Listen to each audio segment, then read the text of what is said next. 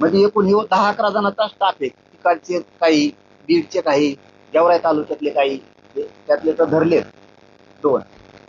आता हे नवीन तपासात ते पुढे येणारच आहे.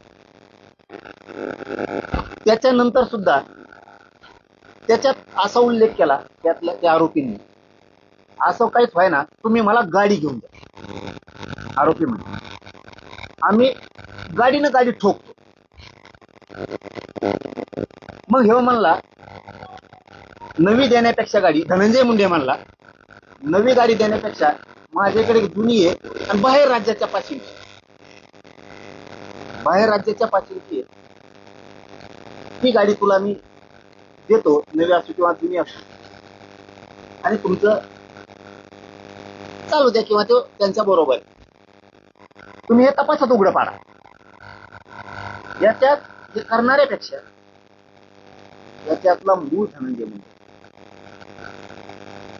ही असली वृत्ती राज्याला, गावाला शोभणारी नाही.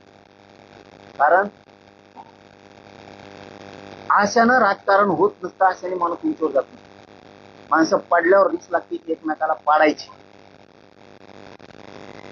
हातपात करून, खुणं करून माणूस राजकारणात नाही मोठा.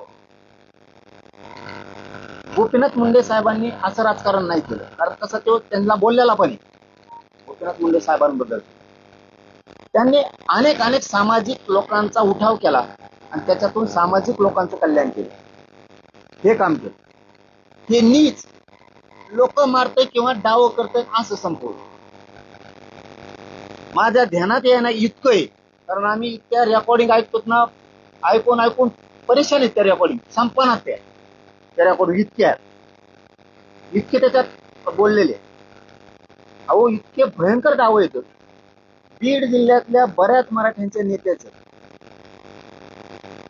कोण कुणाचा याचा मेळच लागणार. त्यांनी ते सांगितल्यापासून आम्हाला सांगितल्यापासून याच्यात त्या पंकजाताई मुंडेंचा सुद्धा त्या पोराला लय माहिती हो.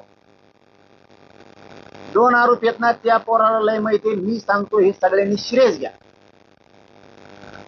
पंकजाताई बद्दलचा काय विषय त्या पोराला सगळं माहिती.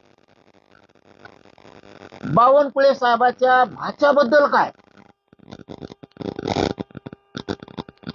आता हे खूप सिरियस आहे विषय.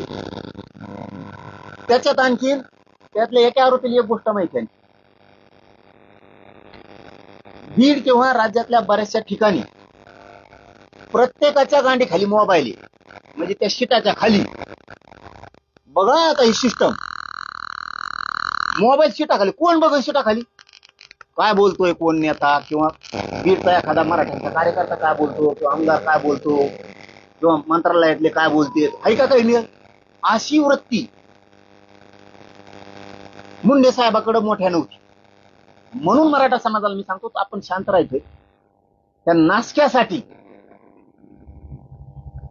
वंजारी समाजात खूप चांगले लोक आहेत, म्हणून शांत राहायचंय. ही फक्त असली घाण नासकी ही जी टोळी आणि ही आहे ना, ही संपणं गरजेचं आहे.